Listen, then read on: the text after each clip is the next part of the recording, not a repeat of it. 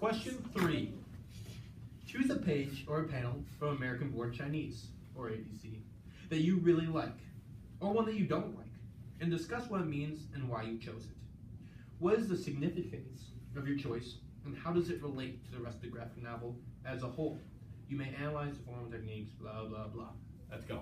Alright, I thought that page 91, panel 3 was one of my favorites because it was really funny. Because the guy's like, "Oh, I didn't know you like petting lizards. If you want to pet mine, that'd be fine." I mean, I just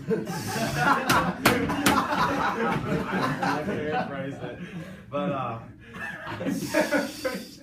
I just thought it was really funny, and just because of the double meaning, and it relates to the rest of the novel because What's kids. the double meaning? You know what? I have no idea, actually.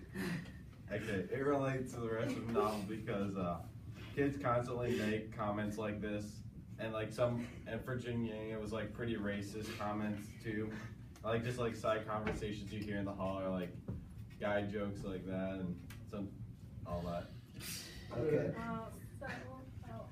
I did page 98 as a whole because it's when Jin shows up to school one day and he had like changed his hair to look more like one of the popular guys to impress that girl, and I thought that just did a good job like showing like the novel as a whole, how people thought they had to change who they were to be like liked better in society.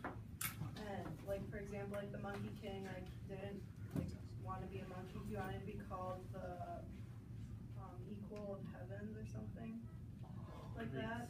Okay, so I really liked page 72, like the whole page, but my favorite was the last panel, and it was like the part where the Monkey King was trying to get away from what's his name, the god basically, and it was like showing him flying through the panels, and I just really liked that from an artistic standpoint, I guess, because it just was a different way to like make panels and draw it. So I just thought it was something unique, and I never seen something done like that before. So I thought it was just like cool. I liked page 149. It's the page where the Monk King is being convinced by the monk who is being stabbed at the time to like stay true to his identity and change back because he's under the rocks.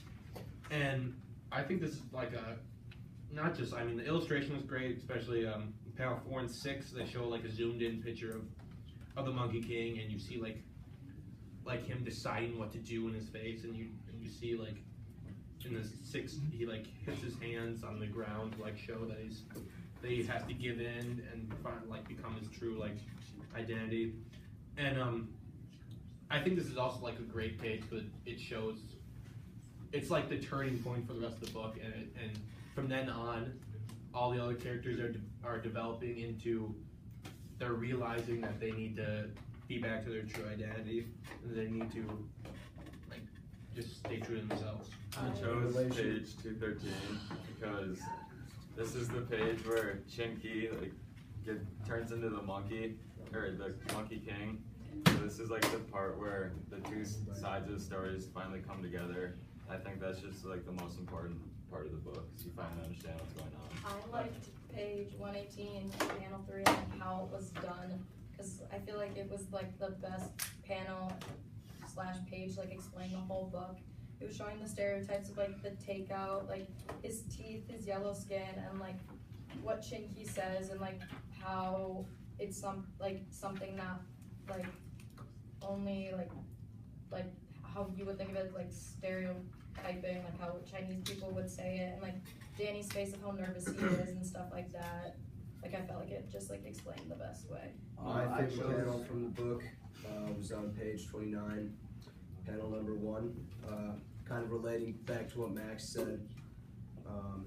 This is when the Chinese herbalist says it's easy to become anything you wish, so long as you're willing to forfeit your soul. I think this encompasses the theme of the book, that it's important to stay true to yourself through society wanting you to change. And I kind of like the black background that's used in this panel, kind of shrouds it in mystery. I my favorite panel was just the one on page 194. There's only one. The thing that it really stood out for me though was not just first of all, it kind of explains and connects the whole like subplot of everybody rows Chinky. It connects it all together, and it calls back to like the herbalist's wife. Like there's even the click clack sound of the transformer, and we see Jin turn into Danny essentially. And I just thought the whole panel especially seems a little eerie to me. I don't know, it feels kind of like gloomy. I mean, obviously Jin is happy about it, but it still seems kind of off, especially since, like you said before, the quote with the herbalist's wife saying you have to basically like give up your soul, but you can be whoever you want. Going off what Brody said on page 194, that same panel, what I really enjoy about that panel is how big the herbalist is like shown on the page to show the like just all the importances on the herbalist and what she is saying and what is the machine, the click clack of the transformer. It's just really big on the page, and what Drew said, they bring back from that one panel with the herbalist before, they bring back the darkness of the background and it's completely black, so you focus really on that herbalist and what she's saying, and you think back to what she said before. Yeah, I agree. It really emphasizes that part, which I mean was what I thought was almost the most important thing about that panel. Yeah, I agree with you, Brody, when with page 194, like that was one of my second favorite ones, but it's just like what you said about the whole eerie thing, like it makes a lot of sense, because like you're just changing yourselves to like fit in with other people is just kind of weird, just like you shouldn't really do it, so I think it like portrays that really well. Yeah, so I chose page 228.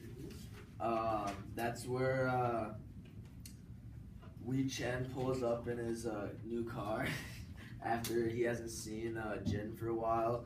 I chose that just because like I thought it was pretty funny and how ironic it was how he just comes back in like a dope car, and then he like thinks he's all like cool and everything. Like he wasn't even gone long. I don't even know where he would have got the money for all this stuff. He's barely been in the U.S. So. Another panel that I liked was on page 48. It was just one big panel. This was when we met Chinky. I thought that was important because it was the first time we met him. And I also thought this panel was pretty funny with all the stereotypes with like how he's dressed and the Chinese takeout boxes and Hero Amelika. So I just thought that was a funny panel. So I'll analyze my panel. I kind of knew that Amelia was in shock just because like her eyebrows were straight up and down, and I knew it was a whisper because there's dashed lines coming from the text box. And then I knew that Danny was pretty upset because like you could see like his mouth open, like in shock that why would he say this?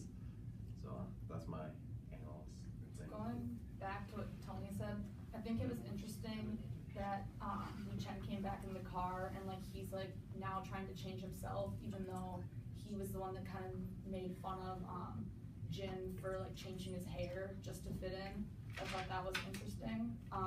But the page that I chose was 114, which showed cousin Chinky and Danny eating lunch in the cafeteria, and it was cousin Chinky eating the cat, and I liked that it showed like all the facial expressions of people in the back, and it kind of like showed like the judgmental part, but then on the bottom it had like the ha-ha-ha's or whatever, because it like in the Chinky chapters it's like supposed to be a TV show, and I thought that it was interesting how since it's supposed to be a TV show, it kind of shows that like back where he was from, or he's like from, like he's considered normal, even though in the book it exaggerates all the stereotypes, but we judge people even though they might be like normal from where they come from, or like the culture.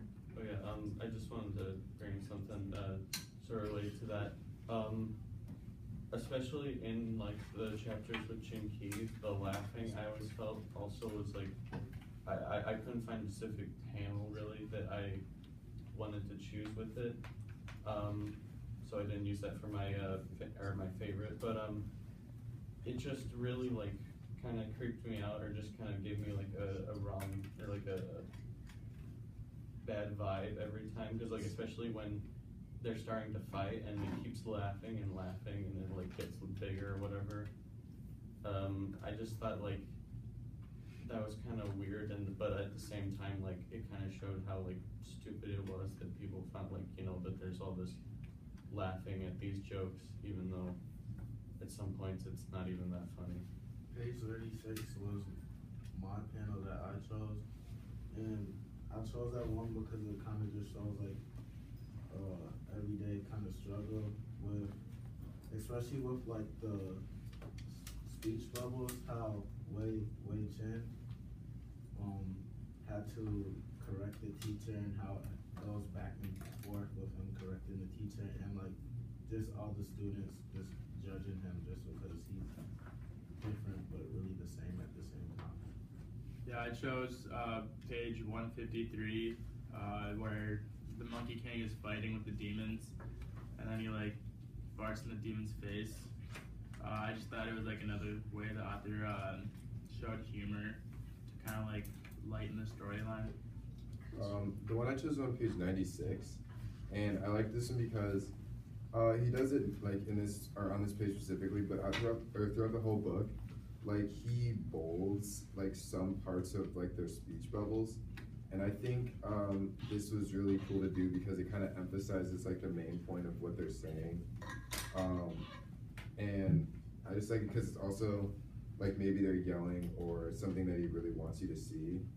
And also on page 96, I like how, well, it's like, it's on the page, it's like the kids are making fun of him and they're saying like, I chink it's getting a little nippy out here. And I like on the page how Wei Chen and his girlfriend, like their facial expressions are kind of like, they're upset and like embarrassed. And I just like how he used like some of the lines on this page to make that, you know, and show it. I think that's a good example. I think it's good that the author kind of allows us to be able to like feel what Jin feels and how he's discriminated against. That kind of allows us to relate to him and see it from his perspective. Like page 31 when you see Jin sitting in class when they're talking about how Chinese people eat dog, like that's it. I also thought Wei Chen was very like judgmental, but then in a sense like he went and did the same things. Like for example, Jin was talking about like the girl he liked, and Wei Chen was like, oh, we don't like date till we're like 18 or whatever, but then the next day at school like he showed up with a girlfriend. It's like I just thought that was interesting.